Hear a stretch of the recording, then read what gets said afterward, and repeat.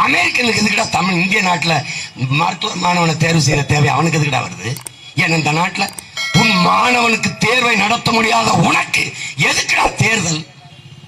உன்னால நேர்மையா நடத்த முடியாது, அமெரிக்க முதலாளி தான் நடத்துவான் என்றால் நீ எப்படி தேர்தலை நேர்மையா நடத்துவ? சொல்லு, எப்படி நடத்துவ? சொல்லு, எப்படி நடத்துவ?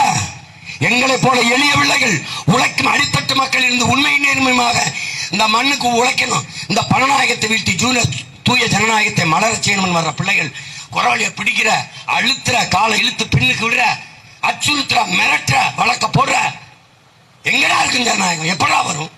இப்ப நானும் போயிட்டேன், இன்னொரு தலைமுறையில் எவன்டா வருவான் துணிஞ்சு? நீ சிறையில போடுவேன்னு நினைப்ப, நான் சிறையில இருந்து வெளியே வந்தான் கட்சி ஆரம்பிச்சேன். புதுசா நம்ப போறது இல்ல. தமிழ்நாட்டில் ஒரு அரசியல் தலைவனுக்கு நெஞ்சத்தட்டு சொல்ற ஒரு அரசியல் தலைவனுக்கு 136 வழக்கு இருக்கு.